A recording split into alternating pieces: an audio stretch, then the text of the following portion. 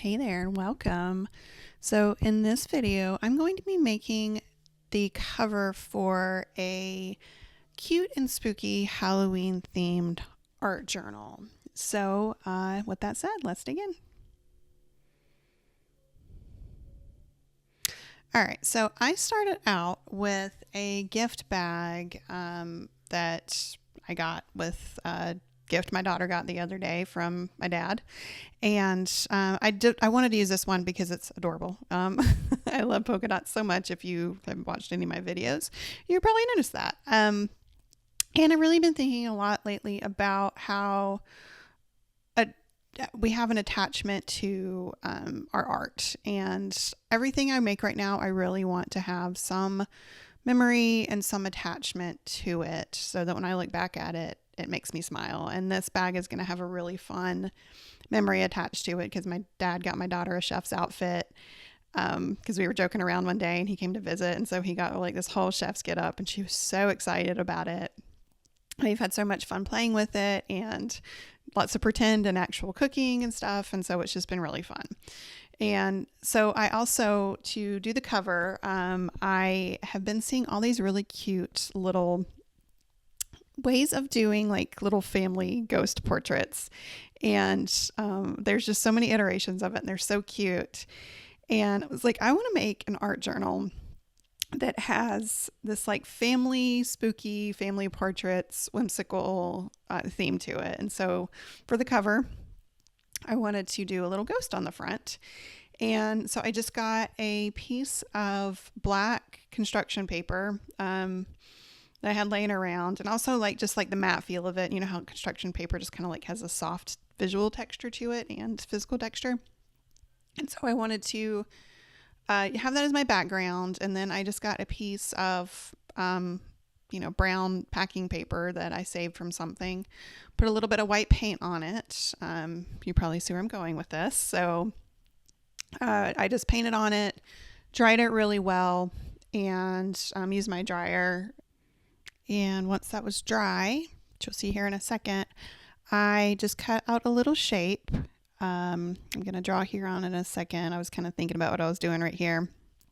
And what I did too was put it up against the background. So I made sure that I had the, right shape so that it wasn't too big or too small.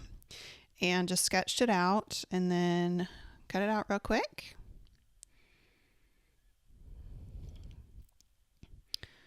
And then just erase my little marks, my extra marks that I made, and drew the face on it. I have a few iterations of the face. I was kind of playing around with it to see what I wanted, and I think it turned out really cute at the end, which you'll see here in a second. And I was like, should I do a boo face? Should I do a smiley face? Like, how spooky or cute do I want it to look?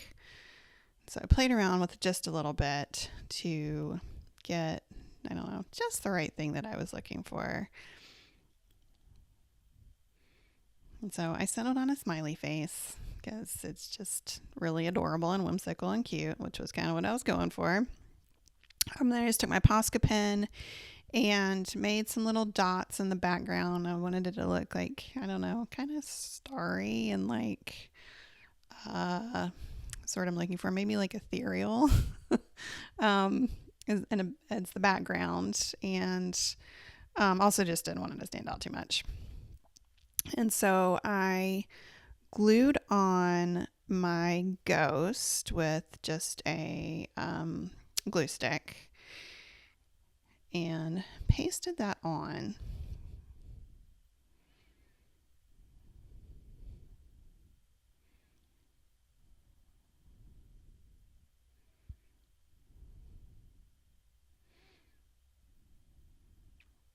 And then I went back with my paint pen and put some little glasses on my ghost, colored those in, colored in the little smiley face and the bow tie here in a second.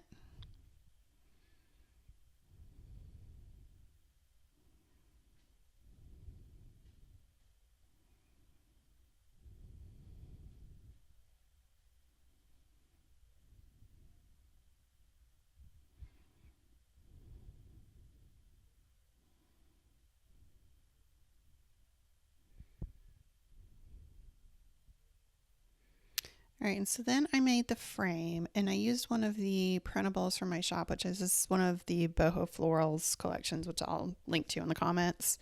But I've been seeing all of these cute little ideas for like frames and different patterns and stuff that people have used for all of their little ghost portraits, and I wanted just kind of like a little wavy, wonky one. So I drew that shape on the back of the paper and cut it out.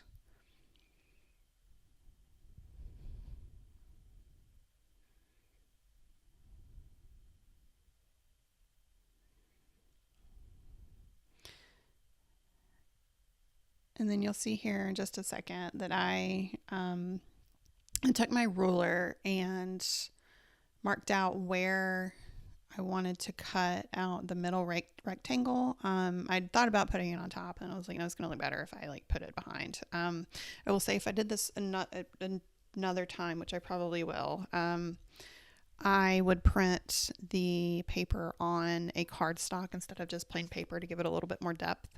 But it still turned out really cute. So I measured the rectangle that I wanted, and then I made it a little bit smaller than the actual picture, and then just poked a hole and cut around it. So I had my rectangle.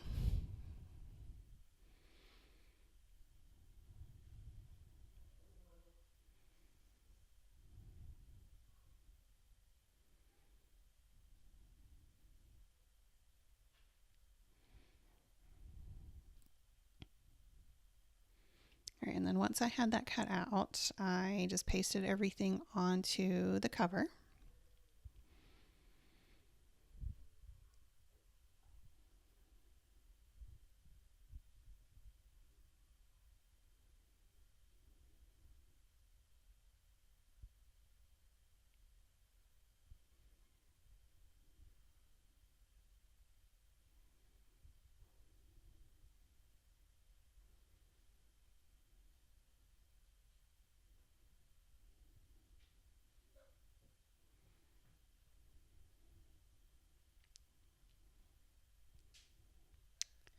And then once that was all glued down, I went back with my micron and put a little detail into the bow tie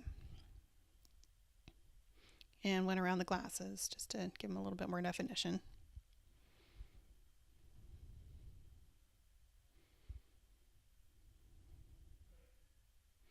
And then I went around the polka dots and just kind of sketched around those a little bit to give them a little bit more depth again.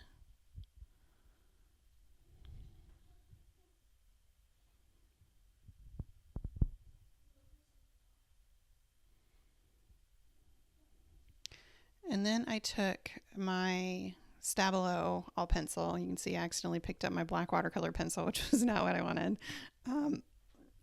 And instead, I wanted to do my Stabilo. Like, if you've not used these before, I've been using these quite a bit. Definitely did not invent this, but I think that they are just, this pencil is just so cool. It's such a fun way to add detail and a little bit of depth into mixed media projects. And I'm really, I feel like I'm starting to get the hang of like how hard to press and like how sharp I need it. And so every time I use it, I'm like a little bit more satisfied with the way it turns out.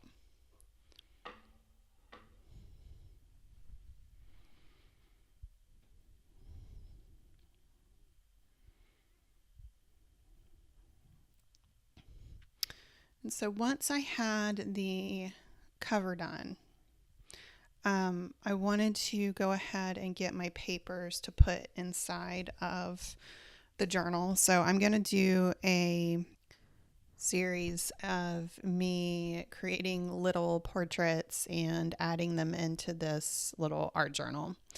So to pick the pieces of paper, this is one of the flowered paper is one of the pieces in one of my boho florals, which I will link to in the comments. And then this book is one that I made in Fodder School 4 that where we created just all of these different collage papers, and I have had so much fun with this book.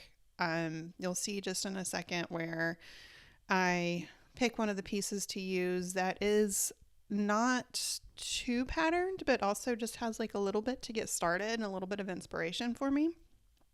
And I like these a lot because if you are somebody who kind of gets stuck with a blank sheet, which I know a lot of us do, this is fun to kind of give yourself a little bit of inspiration, a little bit of idea to like get going when you get to a new page.